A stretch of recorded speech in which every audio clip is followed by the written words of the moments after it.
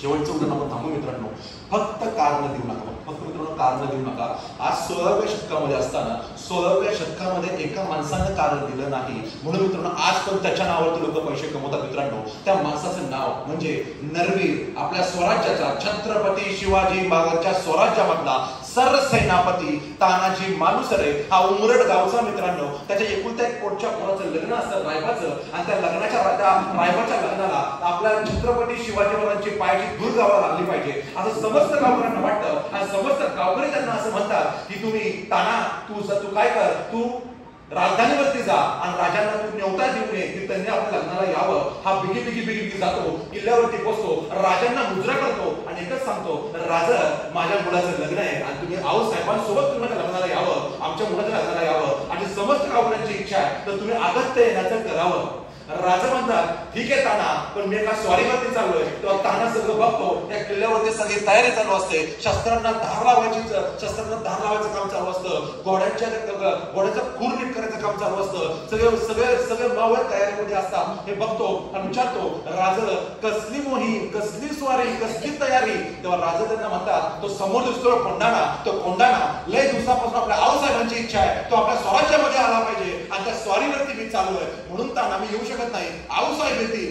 मित्रांनो आजचा ताना जो असता ना, आजचा ताना असा बोलला असता, राजा तुम्हाला नसलं जमत तर नका येऊ द्या, पण तुम्हाला शोभल असेल का गिफ्ट पाठवून द्या.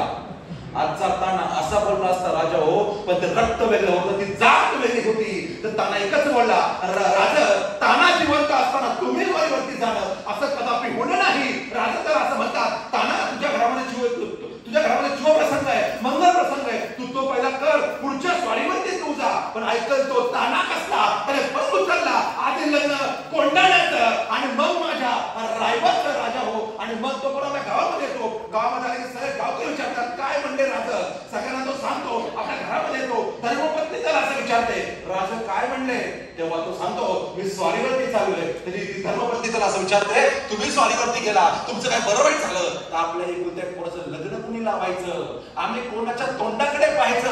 राजा तेव्हा तो ताना एकच करतो, स्वतःच्या बायकोच्या कपाळाचं कुंकू पुसतो आणि एकच सांगतो, जोपर्यंत तुम्ही उमराच्या आतमध्ये येत नाही तोपर्यंत तुम्ही मेला म्हणून समज. आजचा ताना असं तर बोलला असता, राजांना व्हॉट्सअप केला असतं आणि असा बोलला असता, राजा बायको नको म्हणली त्यामुळे मी काय येणार नाही, बायको नको म्हणली त्यामुळे मी काय येणार नाही असं बोलला असता.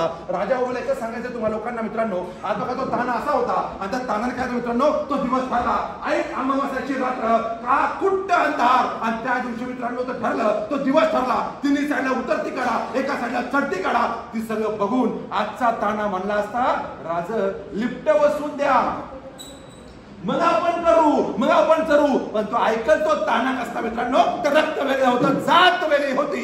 तो किल्ला येण्याचा ठरला मित्रांनो. यशवंती नावाच्या घोरपडीच्या पाठीवरती पाय देऊन एक मावळा वरती चढला, दोरखंड बांधला आणि त्या दोरणी सगळे मावळ्यावरती चढले मित्रांनो. एक शिवगर्जना झाली, हर हर महादेव, आणि सगळे लोक मित्रांनो कल्याण दरवाजाच्या आतमध्ये उतरले आणि घणाघाती युद्ध चालू झालं. आणि त्या किल्ल्याचा मुघलांचा सरसेनापती होता उदयभान. आई 27 मधला 2 हाताने पार वाकवायचा इतकी ताकद त्याच्यामध्ये होती मित्रांनो. त्या उदयभानाला मित्रांनो घणाघाती युद्ध चालू असताना त्या उदयभानाचा एक वार तानाजी महाराजांच्या ढालीवरती पडला आणि त्याचे 2 तुकडे झाले. आणि त्या 2 तुकड्याचं मित्रांनो त्यांनी केलं काय, आपल्या त्या कमरेचा शिरा सोडला आणि त्याची ढाल बनवली आणि परत एकदा घणाघाती युद्ध चालू झालं मित्रांनो. युद्ध चालू असताना त्या उदयभानाचा एक वार आपल्या तानाजी मालुसरेच्या छताडावरती पडला आणि आपले तानाजी मालुसरे दारातील कोसळले. आपला सरसेनापती कोसळल्यानंतर आपलं सगळं मावळे सैन्य सायरा वैरा झालं आणि परत त्या टोकाकडे जायला लागलं. आणि तेव्हा मित्रांनो तानाचा सक्का भाऊ सूर्याजी सगळ्यांना एकच सांगतो, अरे पळता काय भागूबाई सारखे तुमचा बाप इथं रक्ताच्या थावळ्यामध्ये पडलेला असताना त्या किल्ल्यावरनं उडी टाकून मारा, कारण तो दोबी तेव्हाच कापून टाकलाय. एक तर किल्ल्यावरनं उड्या टाकून मारा, नाहीतर शत्रू लढून मारा. परत एकदा घणाघाती युद्ध चालू होतं मित्रांनो. आणि होतं काय बघा मित्रांनो, 82 वर्षाच्या शेलार मामानं ना कुठल्या चाकूनं, ना कुठल्या शस्त्रानं, ना कुठल्या सुरीनं त्या उदयभानाच्या छताडावरती बसून माझ्या तानाला मारलं असं म्हणत त्या उदयभानाच्या नरडीचा स्वतःच्या दाताने त्याच्या नरडीचा स्फोट घेतला आणि त्या किल्ल्यावरती भगवा फडकला मित्रांनो, आणि खबर जेव्हा रायगडावरती पोहोचली, माझ्या छत्रपती शिवाजी महाराजांकडून एकच उत्तर मिळाले, जगदंब माझा ताना कुठे आहे? मला सांगितलं की आपल्या तानाला वीर मरण आलं. राजाओ, छत्रपती शिवाजी महाराजांकडून एकच उत्तर मिळाले, गड आला पण सिंह गेला.